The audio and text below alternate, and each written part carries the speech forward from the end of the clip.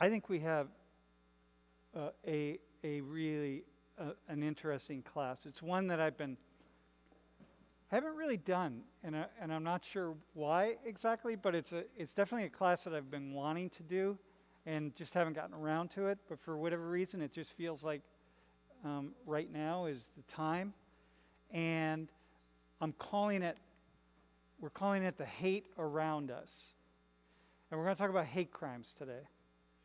So let's first introduce our volunteers, if we could. We'll start with you, Alex. Hi, my name is Alex. I'm a sophomore, and I'm from around Philly. From around Philly? And what's your ancestry? I'm Korean. Korean. Both your parents are Korean? Yeah, both my parents are Korean. Mm-hmm. And you were born in the U.S.? Yeah, born in the U.S. All right. Hi, I'm Paige. I'm from Springfield, New Jersey, and I'm a senior. Springfield, New Jersey? Yeah. And you are Jewish? Yeah, I'm Jewish. Both your parents? Yeah, both my parents. Are you secular Jewish or are you religiously Jewish? Like religious-ish. I keep Shabbat and I keep kosher, but not like super religious. All right, cool. All right, man. And yeah. I'm Ejibedi. I'm a first year. I was born in Benin, but I grew up in Baltimore, Maryland. wait, you were born in Benin and you grew up? Baltimore, Maryland. Ejibedi. I practiced her name multiple times, and Ejibedi. Okay, cool, awesome.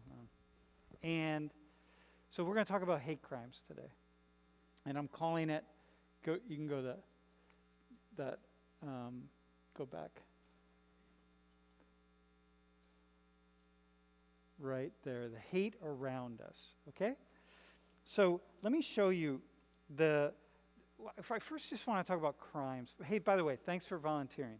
Okay, I think it's going to be a really, really interesting class. It's going to be one of those classes where we're gonna ask some questions that typically don't get asked, and then I want to see what I'd like to do is just see how you respond to looking at hate crimes in the way that we're going to look at them. Okay, first off, can I just ask you, when we say hate crimes, like what comes to mind for each one of you?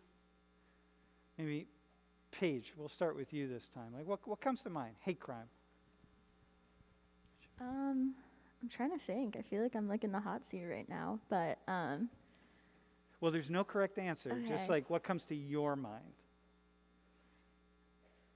I guess a crime that's committed against a certain racial or ethnic or religious group, and the person committing the crime is doing that because they don't like that certain group. Mm-hmm. Okay. Ejibedi, how about you? Anything you would add to that? I usually think like physical attacks. Physical attacks? Yeah. Mm-hmm. So hate crime involves a physical attack. Alex, anything that you would add?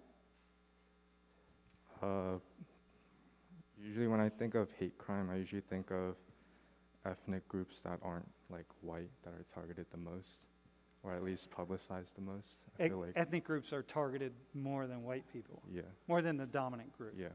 Yeah, okay. All right, so here, can we go to the first slide? So these are go back, right there. These are the top crimes, the top crimes in daily life, right? These are really the top crimes for which people are arrested. Does anything surprise you there? Does it kind of make sense? Okay, so what do you think are, don't move ahead. What do you think are the top crimes on television? Ejibedi, how about you? Like death, murder, probably like arson. Murder, arson.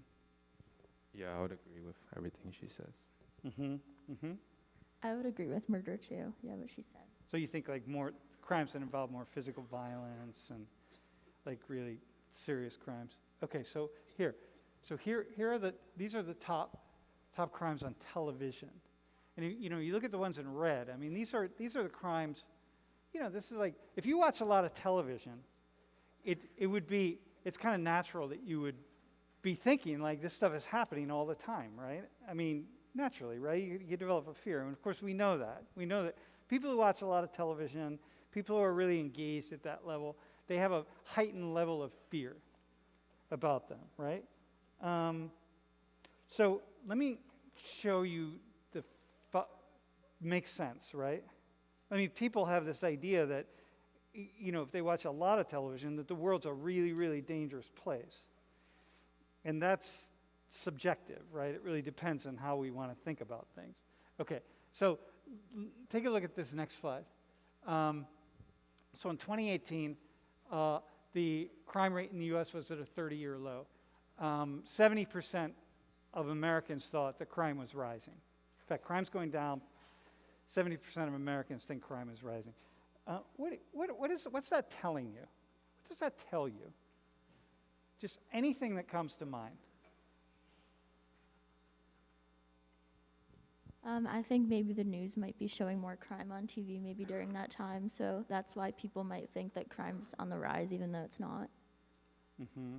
So we're seeing more and more crime on television and in the media and in the headlines.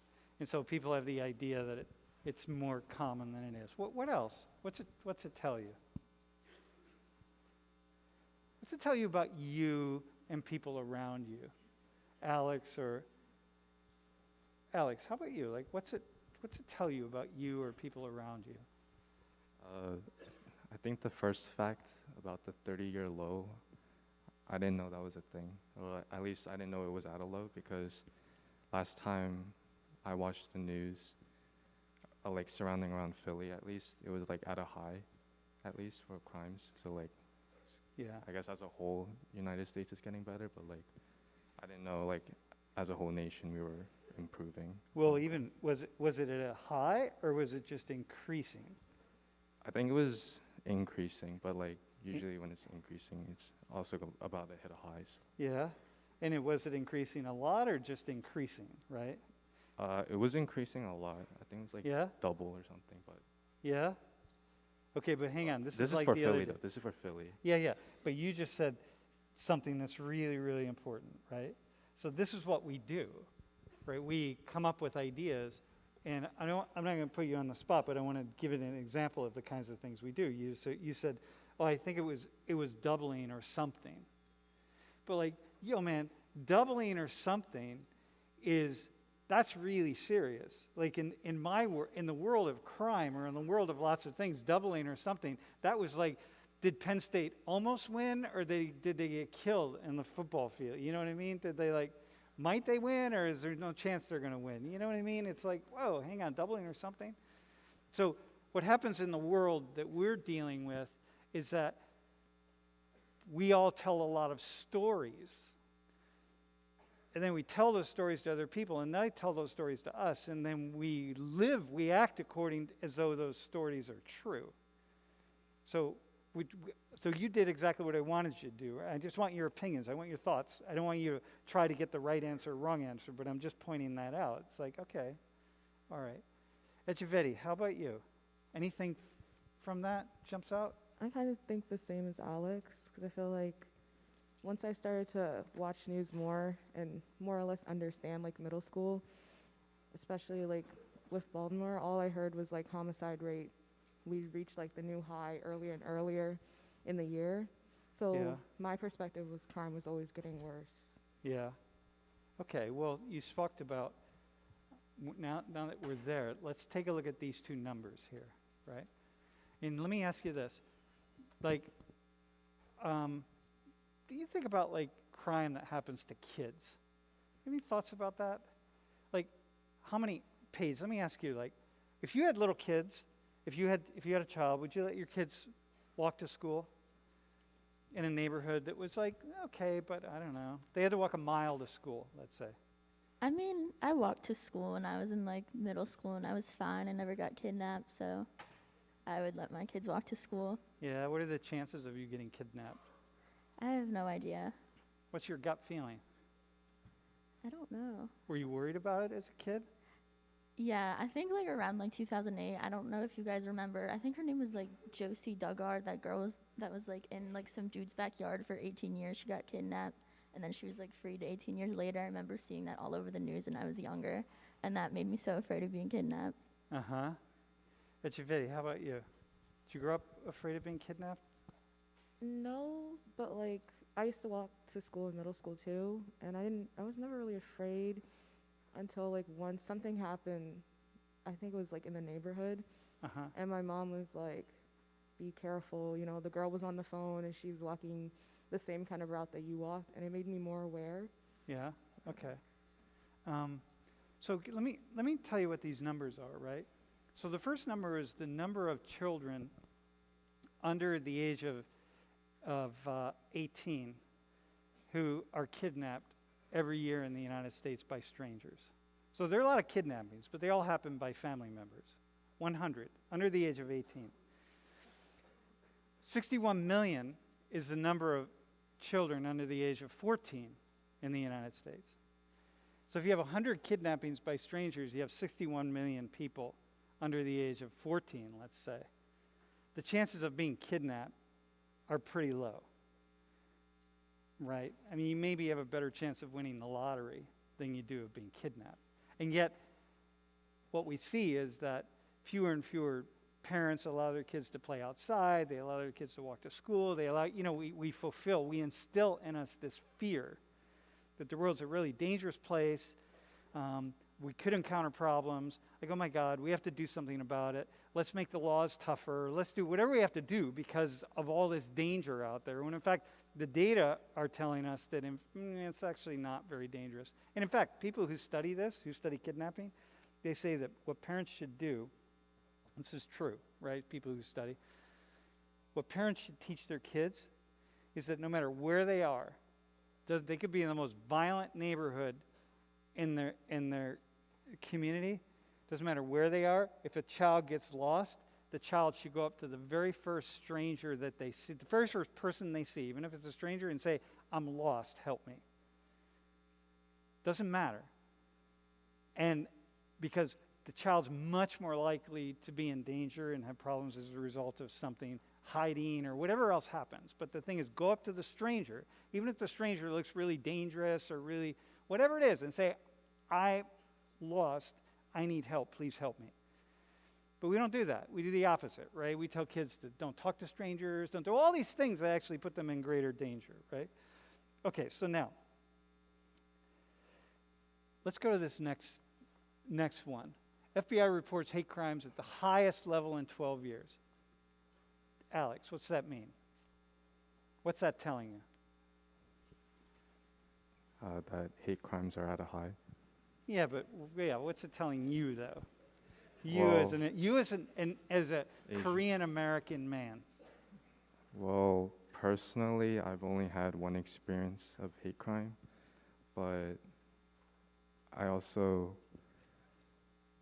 think because of the media, it's becoming even more apparent that hate crimes is being targeted towards Asians. Mm-hmm. Mm-hmm. Because, like, for example, like if I'm going through social media like Instagram and I see an account, it's like an account dedicated towards like Asian publicity, they're always talking about like hate crimes and like how wherever people go, they're always getting targeted, like elderlies and whatnot. Mm-hmm. Mm-hmm. And like I always see that, and sometimes I get fearful for like at least my grandma, but like I know like as long as like I'm like close by, she'll be fine. Mm-hmm. Mm-hmm. So how about Paige? How about you when you read that? What comes to mind? Like, what do you start thinking as a woman who's Jewish, right? Like, what are you thinking? I guess similar to Alex, the first thing that popped up in my head was just that hate crimes are on the rise, but it doesn't really scare me or anything because I've never been hate crimed. You've never been the victim of a hate crime? No. Uh-huh. And so, therefore, you have the idea that what? That something probably won't happen to me. Mm-hmm. Mm-hmm. How about people around you? Do you know anybody?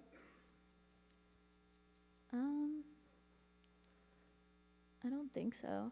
Not off the top of my head. Mm-hmm. Echevedi, how about you? Yeah, I mean, I've never heard of like somebody telling me they've experienced a hate crime. I've never witnessed one. So for me to see like that it's at a high, I assume it's like maybe a certain area of the country. Like Mhm. I'm not scared myself. You know, it's kind of interesting, right? That one of the things that I experience a lot is, first off, hate crimes are all over the news right now. I mean, they're all over the news, right? And so here we have 3 people who could, any of you could easily be victims of a hate crime. You said you were, so I want to hear about that at some point, but not right now. But like, you're not really afraid, and it's not really something that you think about very much. Right? And I think, then who's thinking about it? Then how is it a problem? For whom is it a problem? You know, it's kind of like this, how I've been talking about this critical race theory debate. And I'm, the face of critical race theory in the United States because I'm a radical race theorist or whatever the heck I am. And I think nobody's ever asked me what critical race theory is. If I'm the face of critical race theory, I should be able to say how I define it. And so, but the only people, for example, I've never heard anybody say that we should be teaching critical race theory to people in grade school, students. I don't hear anybody say that reasonably, right? But except a few extremists somewhere, but I don't hear anyone say that. But what I hear is that being the criticism, keep critical race theory out of our grade schools. And so with hate crimes, I'm thinking like, well, everybody's talking about hate crimes, so everybody's thinking, the 3 of you would be thinking about hate crimes all the time, and the 3 of you are saying like, okay, yeah, okay. So how many hate crimes do you think happen per year in the United States? Paige, what do you think?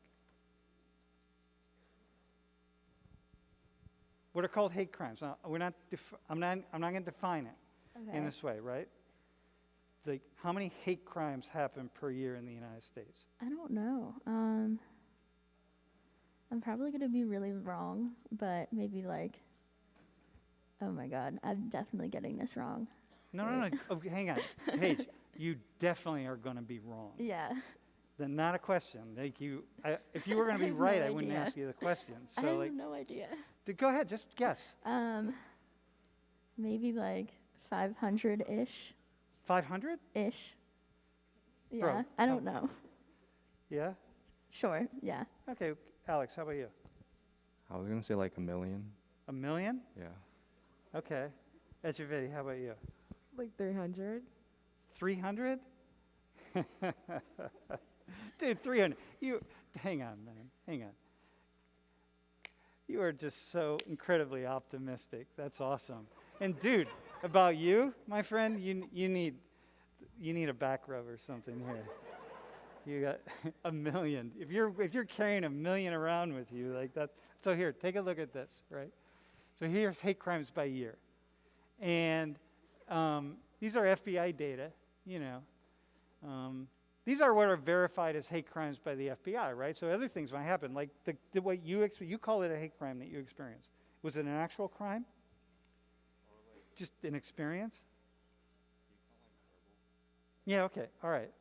So I'll come back to that. I want to ask you about it, right? So 7,759 last year, okay? So actually, the 2 of you were way closer than Alex, right? So this is a big issue, right? In recent weeks, I've been watching hate crimes come through my feed. The discussion about hate crimes, it's like one after another, and we go back to Stop Asian Hate, which is like a year ago. It's just like endless conversations about hate crimes. Like, oh my God. And then we're talking about less than 8,000 crimes that are identified as crimes. Now, mind you, they don't all get reported as crimes and that sort of thing, right? So, but nonetheless, that says something. So what's it say to you? Paige, I'm going to go back to you.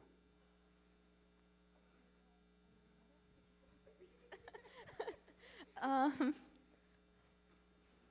don't know. Maybe I'm not watching the news enough because obviously the number that I guessed was way off. But yeah, I don't know. No, hang on. Dude, if you ask most Americans, they're going to say more like what Alex just said. The 2 of you are just these 2 really optimistic folks, right? Yeah. But more people are going to be closer to Alex than they're going to be closer to you. People are primed and prepared for this. So does that sound like a reasonable number for the two of you, given how you see the world? I guess, yeah. But does verbal assault count as a hate crime? Because I know some people consider that a hate crime. Like, is that part of the data over there? It can be. Okay, so Yes. yeah, I guess that makes sense then. Yeah? Alex, what's this tell you about the world? So, you said about like, people, your grandparents, or what's this tell you about the world? That's just for the U.S., right? That's just for the U.S. What's it tell you about the U.S.?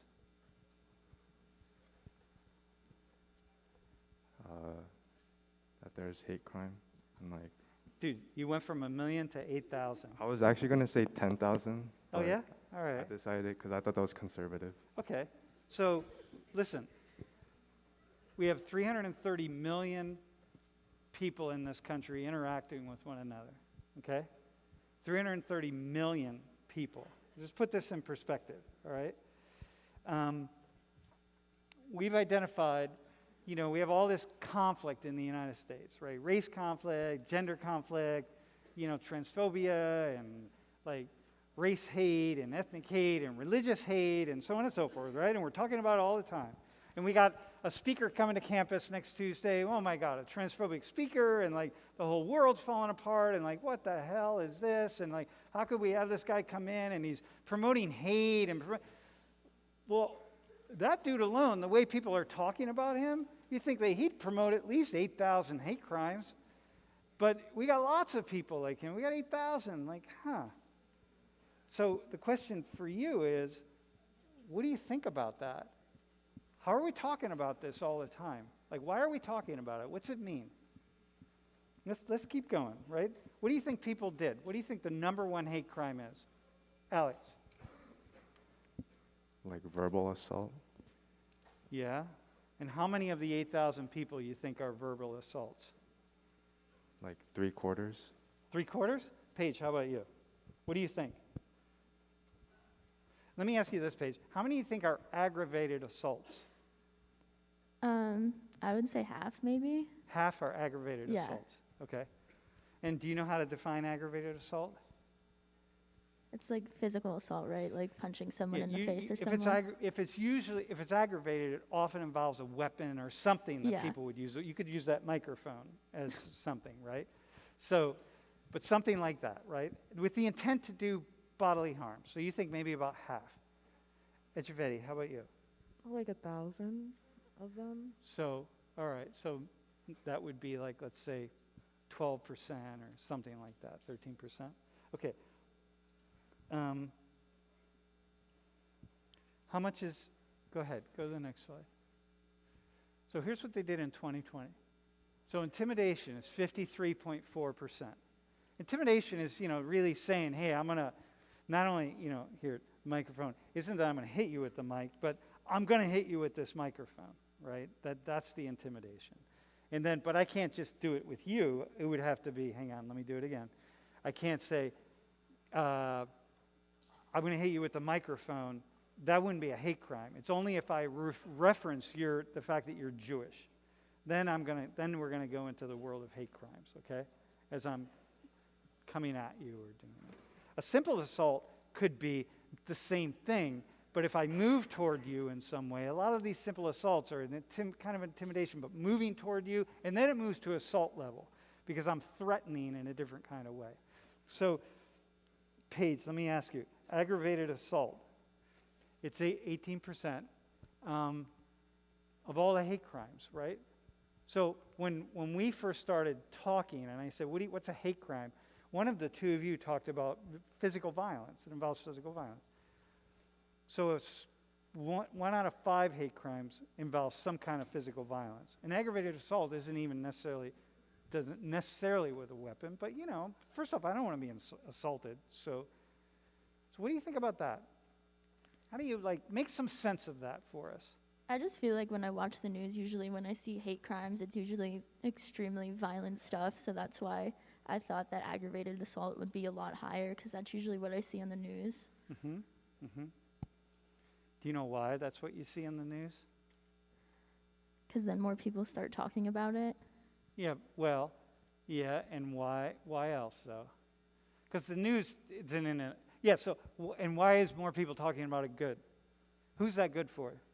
It's good for the news outlets Definitely good for the because news. more It's people start watching it. Yeah, it's clickbait. Yeah, right? it's clickbait, Everything yeah. is clickbait. Dude, this is why. Here, this is something. Let me tell you this, right? This is something you can remember. You may remember nothing in Social 19 except what I'm about to say, right? If it's news, especially if it's on the front page of the news or the top of the news wire or whatever it is, if it's news because it's rare. Things that are not rare don't make the news. Things that are news are the things that rarely happen. So you go through the newspaper and you look at the biggest headlines, and the biggest headlines are the things that are least likely to happen. The common things are the things that don't really make the news. So of all the crimes that exist, it's the ones that are really kind of pretty rare to happen. And so it's like, oh my God, we're going to talk about those a lot. All right, so can I just step back? I just want to back up for a second, right? So we're living in this world where we're all watching the news and we're all paying attention to what's happening out there in this really dangerous place that people think is very dangerous, right? In fact, it's not very dangerous, but people think that it is. And I say that's true largely almost anywhere, right? So for me, I've had the opportunity to be in places, like war zones and, places where the fighting is happening around me. The first time I had this experience, I was living in Madrid, Spain, when I was about the age of you guys. And there was an attempted coup d'etat that these army generals had brought tanks into the city and took over Congress. They shot up Congress and they were trying to take over the country, right? Because there was a dictator, a guy named Franco, that had been in power, and he'd been out of power for a number of years. And these guys, they wanted the country back. I lived right around the corner from that spot. And late at night, it happened in the morning, and late at night I got a phone call. And people were really worried because they hadn't heard from me, and this was back before, cell phones and that sort of thing, right? That phone call was like $3 a minute, $4 a minute. So, I didn't talk to many people, and they were saying, oh my God, are you safe? What's happening? And I said, safe about what? And so they explained it. And I said, oh my God, that's right around the corner from my house. I had no idea that was happening. Like this whole thing, the whole world is looking at Spain in the attempted takeover of the government. Tanks in the streets shooting imagine a room this size and armed soldiers coming in with machine guns and shooting everything up and all this happening to me, having absolutely zero idea that it was happening. And I lived right across the street in Pollock Commons. Hours and hours this is going on, right? And I'm just like, it was the first time in my life I said, wow, the world's a really big place. You know what I mean? I had no idea. Like, oh my God, right? So I just want to say, does anybody have anything that, like, here we're talking about this now. We're wading into this territory. Like, oh my God. I think I understand that because, like, a lot of the time when I tell people I'm from Baltimore, they think, like, city and, like, shooting and all that. I'm from the county, and it's, like, right next to the city. But even there, I don't really see crime like that. And even being in the city, I might get a little nervous in certain neighborhoods or, like, when it's really dark. But it's not like I'm walking around, like, clutching my pearls or something like that. Uh-huh. But, like, the perception of things is, like, people are, like, selling drugs on the street, and you look at somebody funny, they're going to shoot you. Shooting everybody up and, uh-huh. Do you have a thought on that? Yeah, this is a really good point. Yeah, I lived in New Brunswick, New Jersey for about 4 years. Really tough neighborhood and a tough city for a lot of reasons, but I lived in a really, really tough neighborhood in New Brunswick. And like, it's very similar, I get it. There are violent, let's be clear, there are some violent neighborhoods, but do you have a thought on this to add it to it? So I actually used to live in Philly, so South or North Philly. Uh-huh. And the reason why I actually moved out, or my family, was because of the conditions Uh-huh. like living there, and I haven't really been to Philly that often, but Mhm. like it's always on the news. Like, When you say the conditions, what do you mean? well, like for example, my neighbor was doing like drugs and all that, Mm-hmm. and like me and my sister, we were like toddlers. Like my sister was like 6, I was like 4, Mm-hmm. and like my mom thought it would be like a bad influence if we were to stay any longer, because for example, my sister used to talk smack to my mom Yeah. because she was catching on to like how African Americans kind of talk, Uh-huh. and like she was addressing my mom by her name, which is something you don't do Uh-huh. in Asian culture, and like my mom was really like flustered. She was like shocked about that, Uh-huh. and like my parents talked about it, and then we just moved out.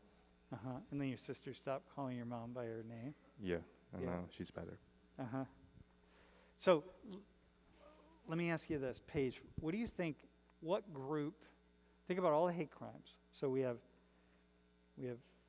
race, we have gender, we have sexual orientation, we have religion, we have a lot of things, right? Culture, ethnicity.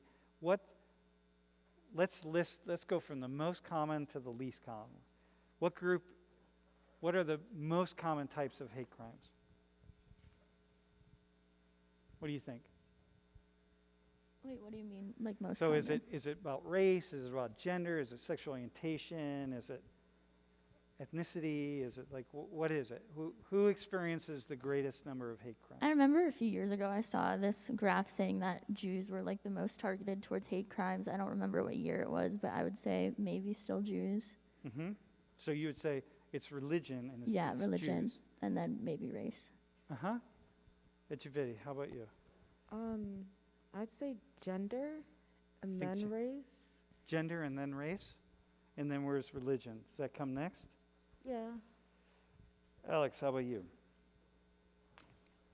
I was thinking race, then religion, gender, and then your sexuality. Uh-huh. Okay. So let's look. So race and ethnicity is about 62% of all hate crimes. And sexual orientation is 20%. Religion, 13%. And then we have gender identity, right? And gender and disability. So when we talk about gender identity, that's where we're talking about trans issues and so on, right? We can come back to that. But we're going to do another class on transphobia and trans issues. So race is still number one, right? What group is most likely to experience hate crime in the U.S.?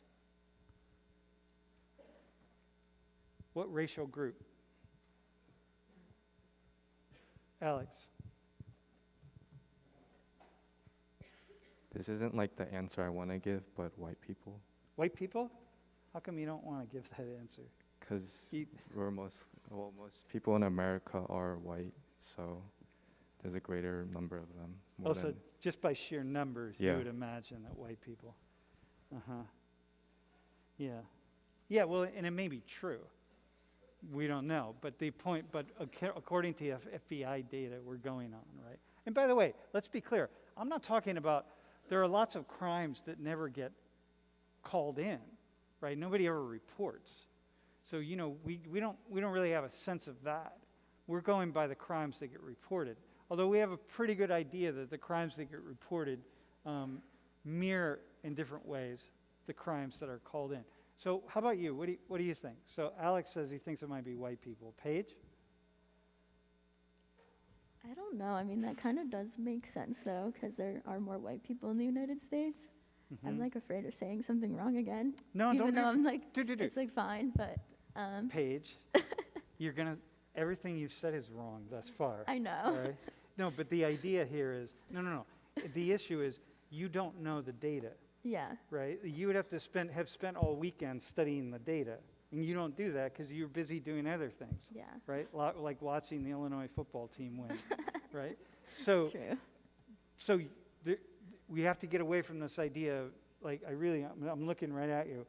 It's not about being right or wrong, right? My job isn't to put you on the hot seat so that I can show you that you're wrong. My job is to see what it is that you think, right? This is my job. I'm a professional sociologist, so I study data. That's all I do. All weekend, I just look at stuff, right? Yeah. So, okay, so that's really important. Okay, so who did you say? White people, maybe again? Yeah, it makes sense. I'll say white people. I'm gonna say like Asian. Asian people? Okay, so the answer is black people, right? Half. Can we go to the next slide? So, and what's in the red are the actual numbers of crimes, right? So of the 8,000 crimes, almost 8,000 crimes, 1,930 of them were directed toward black people in the United States. Then white people, 666, that might be chance, it might not be, I don't really know. But in any case, it's about, of all the race hate crimes, these are just the race people that are targeted on race. So white people come in next, then Latinx people, and then Asian people, 4.5%. So we'll come back to that, right? But, then Arabs. So, one of the issues that's really common, and I've talked about in here, is Islamophobia. So we talk about transphobia, we talk about Islamophobia. Islamophobia is in the news. If you jump on your phone and you just do a Google search for Islamophobia, you're going to see a long, long, long list of articles and discussions and opinion pages and so on, right? 2.5% of all the hate crimes based on religion, right? So that's what we're looking at here. So what do you think about that it's black people? I'm not surprised, but because, I kind of wanted to play I just wanted to think a little differently, so I just chose white people, but initially I was thinking black people were number one as far as hate crimes. Well, I'm going to be honest with you. If I could be a fly on the wall in every interaction that people have and all the violence that happens between people, I would say probably the majority of crimes that are committed by somebody, the times that a person gets, if I add up all the people that get beat up because of their race in some way, like what's inside of someone's mind, like they might not say it, like I could beat you up as an Asian guy, and I could beat you up because you're Asian, but if I don't say it, and there's no indication that I beat you up because you're Asian, it's not a hate crime. But if I have hate toward people who are Asian and I beat you up, then if we take a step back and we add up all of those crimes, I think there are probably a lot of white people that get beat up in some way, assaulted because they're white, because the person who assaulted them is going like, fuck you, white person, whatever it is. They just don't say it, and it doesn't get reported. So it may well be white people, the white number is much higher, but we don't know that. Okay? So it's still black people. Right? So it's kind of interesting to say, on the basis of race. Yeah. So how about religion? Who's the number one? What religious group is most likely to be the victim of a hate crime? Jewish people, I think. What do you think? I'm We know Paige is going to say Jewish people because you already said Jewish. I try to think of this visibly. So I would assume it's Muslim women who are hijab or something like that. Right, because you don't know that Paige is Jewish, right? But if we have another Muslim woman who's sitting here in a hijab, then she really stands out. And so, if I'm going to hate somebody, I'm more likely to hate her than pick out Paige because I don't even know she's Jewish, right? Okay, so Muslim women. So let's take a look at this. So definitely Jewish people, right? So, 60%, right? That's 3 out of 5. And Christians. So Christians talk about being victims of hate and, all the hatred experienced or just thrown out there toward the Christian community. That's real. Muslims, 13%. And 6. You know who the 6 are? Do you know who 6 are, Alex? No, I do not. Do you know who 6 are? No. Do you? Isn't it I believe it's part of Islam. No, wait. I'm remembering a little bit. Do you know from, who like, Sikh meant? Sikh. It's pronounced they, like, Sikh, by the way, they- not Sikh. Yeah, go ahead. I think they also wear like head coverings too, don't they? Yeah, men wear a turban. Yeah. Because you know why? I had, I think, a friend in high school, and I think he described this, I don't know, probably something with like, not modesty, but in same type of sense. So, do we have any Sikh students in here, by the way? Are there any Sikhs? Anybody? No? So I used to be the advisor to the Sikh Student Association. So a lot of men, when you're about my age, your hair might be really, really, really long. I mean, I'm not going to go into it, but so they wear hair up in a turban. And so people, after 9/11, a lot of Americans confuse Sikhs for Muslims. So they were easy to identify and pick out. And still, it's only 4%. Any thoughts on that? What do you think about the hatred toward Jews? What do you think that's from? I don't know, because I guess it's from my perspective, unless it's like, from what I understand, like Orthodox Jew, where they would dress in a certain way. Yeah. I wouldn't know. So I'm like, unless you're growing up in a neighborhood where you're more likely to point someone out. Mhm. I understand how you're like walking, the way I'd imagine like I hate crimes, like you're walking around the street and you're like, I really hate your type of people. Yeah. Right. And once again, Paige, you wouldn't even know to say that to her. Uh-huh. Whereas you, clearly, we know you're black, but, we know Alex is Asian. Huh. Are you Christian? Yeah. Do you know, yeah. I can't even imagine that, like, Do you hear people talking about Jews?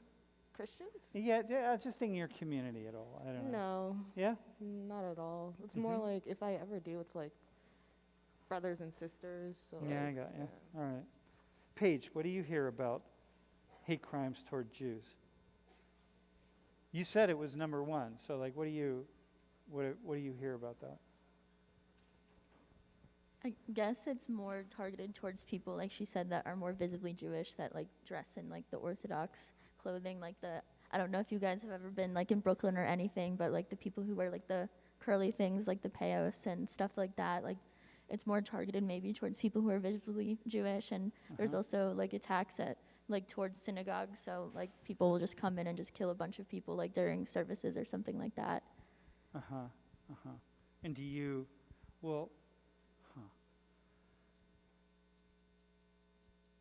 have you grown up thinking about that? Sometimes it crosses my mind, but I don't really think I've ever been that scared because, like you said, I can hide being Jewish. I don't wear like Yeah. a Star of David necklace in public just in case. Like I remember I was going into New York City over the summer to visit friends. My mom was like, be careful when you're taking the subway. Like there's a lot of attacks going on right now. And like, so I took my Hamsa necklace off before I left the house just to be safe. But now you could tell your mom. Yeah. Actually, Mom, well, there's 953. We have a population of 330 million people. But, 1.5% of the U.S. population is Jewish. We have 953 attacks. Is that a lot of attacks? I mean, that's still people's lives. I No, I guess got you, but it's a lot. yeah. Even one, I guess you can say, is a lot because it's still a person's life. I hear you. Let me say it a different way, right? When I was years ago on campus, we had a big storm that just came up. And a tree limb fell out of the tree right in front of the Willard building. And a young woman was walking across to go into the Willard building. It was right about this time. It was the last meeting class of the day. And the limb fell down and hit her and killed her on the spot, right? So people are killed by falling tree limbs. And the question is, I know that. You know that now, right? So how often are you going to walk across campus underneath trees and look up and be like, holy shit, I'm in danger? I probably would never worry about it. Uh-huh. But this is the question, right? But every tree limb's a tree limb and every life is a life. And I'm not devaluing at all. I'm just trying to put this in perspective, right? Because this is a class on race and ethnic relations. And with race and ethnic relations, we want to have as good a thoughtful and accurate understanding of what's actually happening in the world. So it's like 953, for me, is 953 more attacks than there should be, whatever they are. And assume there are more, because some don't get reported. So, Alex, who are the perpetrators of hate crimes in the U.S.? Who's most likely to be a perpetrator of hate crimes? All hate crimes. White people? Why do you say white people? Well,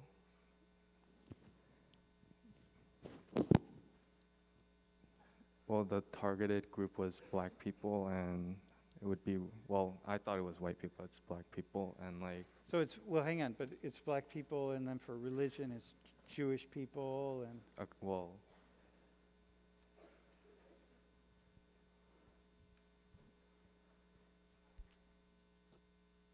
think, I don't know, I just think white people are. all right, white people. Paige, how about you?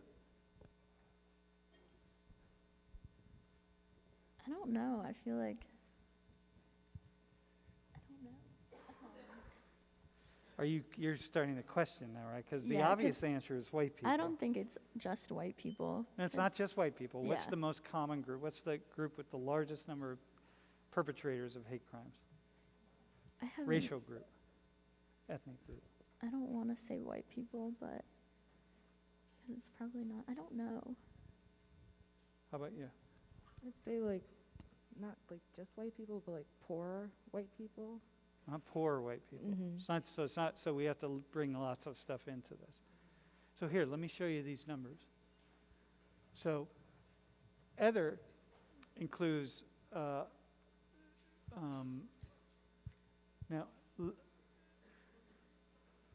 to understand these numbers, Latinos, this is just race, okay? So Latinos can draw from the white community and the black community. And the numbers in red are the percentage of the population. So white people are underrepresented as perpetrators of hate crimes. Black people are overrepresented as perpetrators of hate crimes, okay? Because there's more, these crimes anyway, right? There's more black people are committing the crime relative to the proportion of the population. What do you think about that? White people are underrepresented. Echeverri, what do you think about that? I don't know. It's like I think watching with like the Stop Asian Hate movement, that like there was a lot of emphasis on the point that not all of the attacks that were really publicized were by white people. So it started to make me think, and like I had my best friend, she's like really into law and criminal justice and stuff, so we'd have conversations and we talked about like there is a lot of like xenophobia or just like anti-not blackness in black communities. Hate So, toward other groups who are yeah. not black. And I feel like it's less of like hate towards white people in that sense, but there are like racial conflicts and clashes that you will see. Yeah. So I feel like that's probably why black people are overrepresented. Yeah, so there's lots going on, right? Paige, do you have any thoughts on that? Do you want to? So it's not just white people, right? I'm not surprised though that they're at the highest because there's mostly white people in the United States. Yeah. But yeah. So who counts as the other for the bottom? So for the bottom would be people who are of Asian ancestry, people who are mixed ancestry, people who are, and the Asian population's, really large, and then certain Latino. It's really impossible to get these numbers. I only picked out the numbers that I know that we can really identify with white and we can really identify with black. But the Latinx is difficult because it's a cultural category. But I'm going to show you the numbers in a different way. So here's the thing about this, right? You can't crimes exist when people come up against one another. Like you can't hate someone who you don't live with. You can't hate people that you don't know. The hatred starts when you are around people. Like it's really hard to hate people who are on the other side of the world. You don't even know about them. You have no interactions with them. You have to have some kind of interaction that you can take and you can turn it into something negative. You can turn it into something about them and turn them into an other and turn them into a them. And then, reach some kind of level of violence. If you don't have that, then you have nothing going on, right? So a lot of the hate crimes that are happening between groups that are not white are groups that are living side by side, and you develop a kind of an anger and a hatred toward one another. This is how it operates, right? It's not just kind of sitting back and imagining. So hate crimes are happening to people who never interact with one another. So we would expect the numbers for white people in that sense to be a little bit lower, right? To not be the only ones. But if you watch the news, if you watch the media, if you look at the headlines, it would seem as though hate crimes, when people think about hate crimes, they associate it with white people. It's the KKK, it's all the white hate groups, it's the Proud Boys, it's, the Trump supporters, it's all the people marching in Washington, it's January 6th people at the Capitol building. This is the hate crime world, right? These are the people, these are the racists, these are the ones doing all of this. When in fact, if we take a step back and say, wait, hang on a second, maybe it's not exactly as I thought it was. So let me ask you this. Alex, how many hate crimes were there last year, actually in 2019, against Asians in the United States? Like 100. 100? And how many? So 2019. How about last year? So like before COVID or? Yeah, how about right before COVID? How many? Like 50. 50? And how many after COVID? Maybe like 500. Okay. Either one of you want to guess? How many against Asians? How many during COVID against Asians? This is this emergence of Stop Asian Hate, the hashtag, the movement. It's the lead story on media all across the country, one after another after another. How many? Echeverri, how about you? Maybe like 600? Okay. Paige, you want to guess? I was gonna say like 1,000. Okay. So here, let's look at this. Okay. 2019, 161. And then it increased tremendously, right? Almost doubled, right? It's up by like 175% kind of thing, right? Whatever it is. I mean, people just coming up with these numbers about everywhere. It's up by 50%. It's up by 100%. It's up by whatever it is, right? These are the actual numbers from the FBI. The population of Asians, by the way, this includes Indians. This is not just East Asians, right? So it's not just Koreans and Chinese and Japanese and Southeast Asians. This also includes Indians. The population of Asians in the United States is 20 million. Okay? So Alex, let me ask you this question. As an Asian guy, you're part of the 20 million. What's the likelihood of you being a victim of a hate crime? Low. Yeah, like what? Say more. So go into that. I feel like it depends on where you live also, because where I live currently back home, it's mostly Asians, so like it's unlikely for an Asian to attack an Asian, I think. Yeah, but bro, let me ask you. No, but it happens, right? Yeah, because some of these hate crimes are like, Chinese attacking Koreans, Koreans attacking Indians, this sort of thing, right? So, but I want to go. It depends on where you live. But hang on, I want to push back on that. What do you mean it depends on where you live?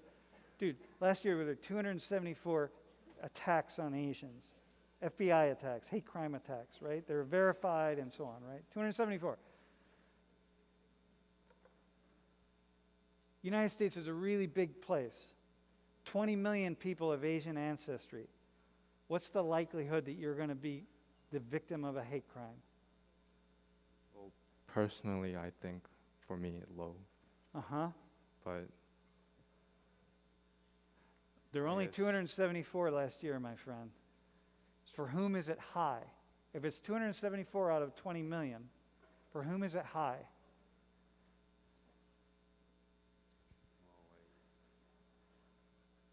I'm not really sure what you're trying to get at. Well, like, okay, so listen, let me say something to the class, right? Y'all, listen, man. You already know, you've been in this class for a semester.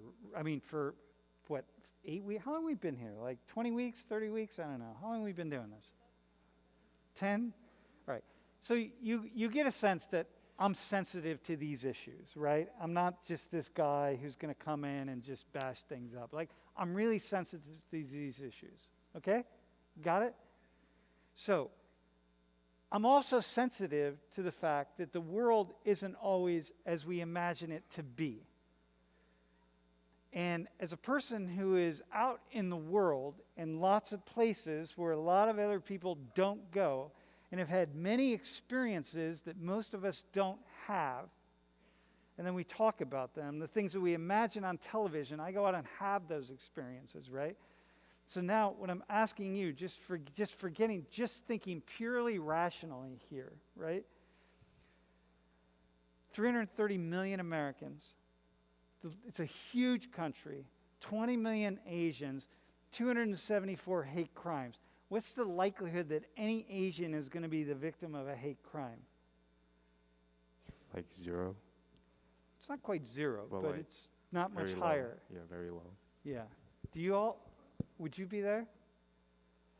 So the question I have is, you would never know that, right? The hashtag Stop Asian Hate. You know, I was on Clubhouse last year, and every day on Clubhouse, it's just like, y'all on Clubhouse? Are you on Clubhouse? I don't think it's a big thing anymore. For a while it was. It seems like it's dying out. Every day, multiple conversations all day long about hate against Asians. You know, people calling me, people contacting me. You said the thing about was it your grandma? Well, she wasn't targeted, but Yeah, but you're afraid for Yeah. her, right?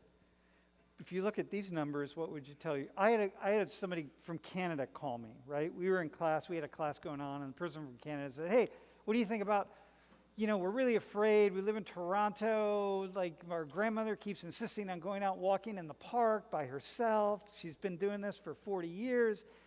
We don't know what to do. What should we tell her? We're all really afraid that she's walking in the park. And I don't know, what would you say to her, Sam? And what do you think I said to them? don't worry about it. Go walk in the park. Tell her to go take her walk. It's like, what are we doing? Like, you have kids. Oh, my God, I'm afraid to let my child out in the front yard and play by himself or herself. Oh, my God, she's going to get kidnapped. What should I do? Let your child play out in the yard. Do whatever they want to do. Chances are very low, right? Chances are more likely a tree limb's going to fall and hit your child on the head probably. But, you know, whatever. We don't think about that. Okay? So now, let me show you something else. If we can go to the next slide. So this AAP, Stop AAPI Hate was a website that the Asian community in the United States very quickly put together because it said like, hey, we need to respond to this, right? Because also we know that historically speaking, I think you said this, I'm not really sure, Asians are going to be a little less likely to report certain things. So you also got to go like, who's reporting, who's not reporting? And so Asians started to say, wait, hang on a second. We need to start talking about this stuff. We don't talk about it, right? It's just part of a, you know, especially East Asian consciousness, way of being in the world, this sort of Buddhist Confucius way, right? So people put this together and say, Stop Asian Hate. We need to start talking about, we're going to start collecting the data. So let's go. So from March 2019 to June 2020, that, by the way, should be June 2021, not 2020. So this is this past June. Of all the people that wrote into the website and detailed all the hate that they experienced, there were 9,000 reports.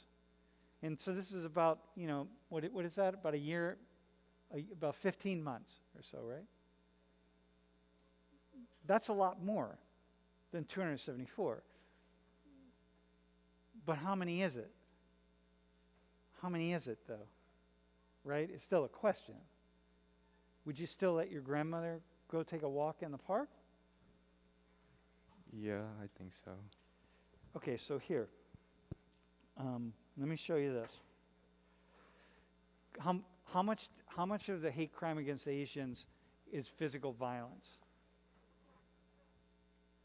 It's your video. What do you think? I mean, comparing like the FBI numbers to like, you're saying this is people like reporting on a website? Yep. So I'm assuming it's like closer to like the 300-ish range. So of 9,000, it's pretty small. Paige? Yeah, I would agree with that too. I feel like it's probably a lot more verbal than physical assaults. Okay, so let's take a look here, right? Verbal harassment. So 2/3 is verbal harassment, right? And then shunning and avoidance. Shunning and avoidance, right? So many people of Asian ancestry started reporting this. So in the workplace, people don't want to be around them. Hey, you Chinese virus, right? Like you got the Chinese virus. Like, hey, don't be around me, this kind of thing, right? So that's all. But now, coughing and spitting, right?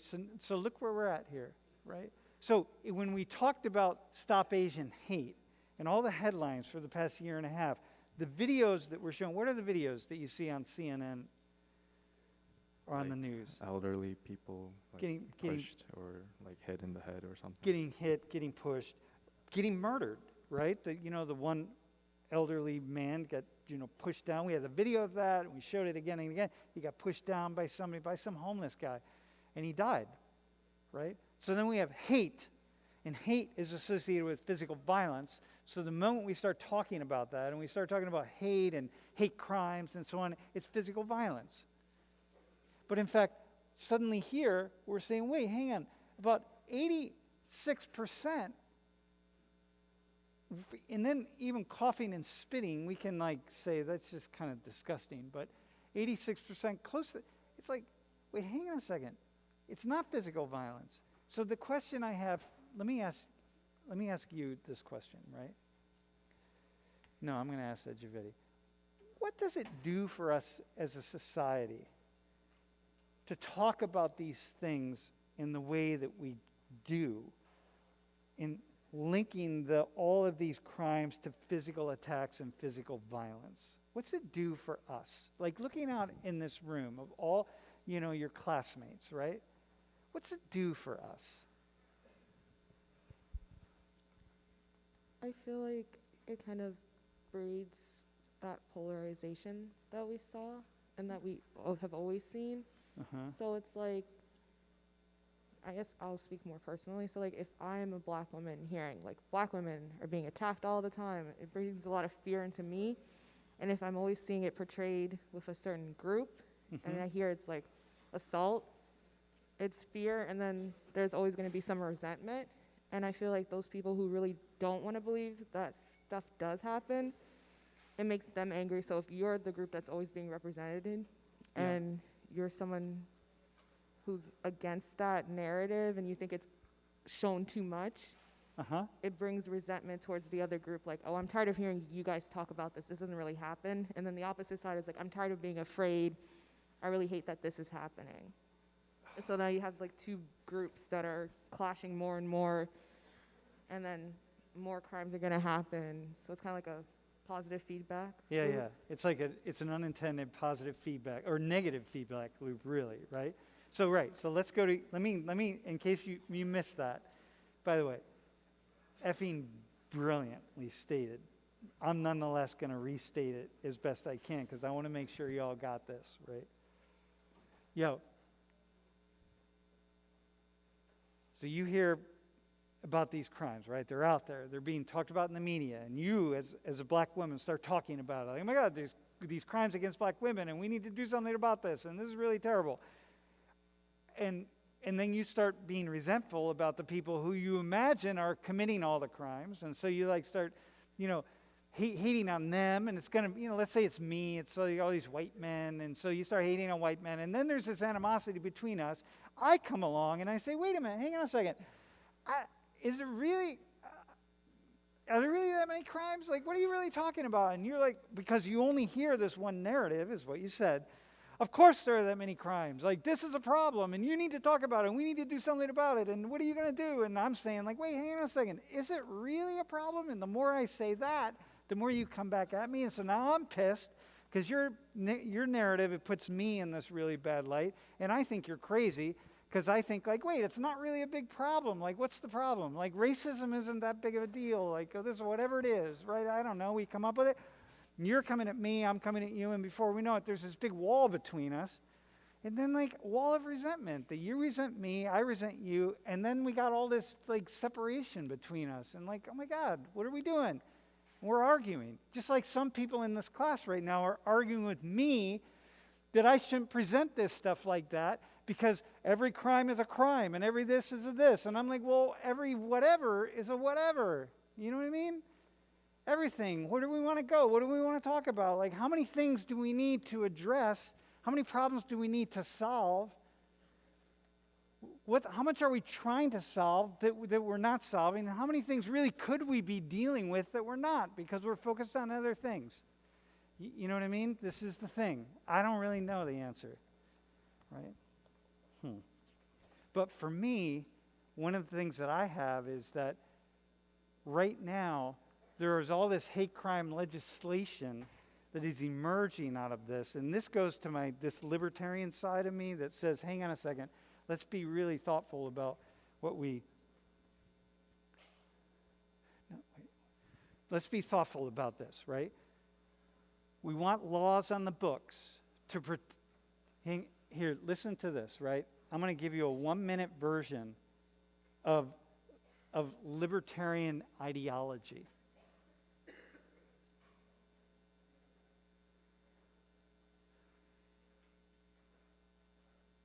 We're going to have laws because people will not do the things they always need to do, right? So we got to have some laws. And it's speeding laws and this law and that law and don't bring your food into 100 Thomas because it's a pain in the ass to clean up. Whatever it is, we have all these rules and laws, right? And so, but you can only police people as far as they want to be policed. And so you can't have too many laws, right? Because if you had all the laws for everything that you really needed to adjust for, it would be like we'd have billions and billions of laws. And so you want to have as few of the laws as you possibly can so people can express themselves freely. But you need to have enough laws that really make for the good society. And so right now, I'm watching all of this hate crime laws that are coming together, and Republicans and Democrats are all signing up on it, and everyone's coming together to solve a problem that I think, like,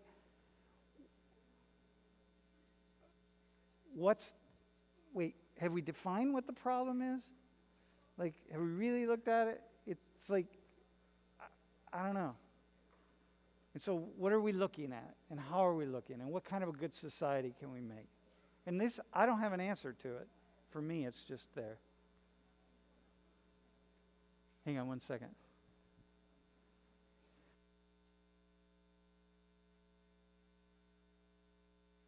You just tell people.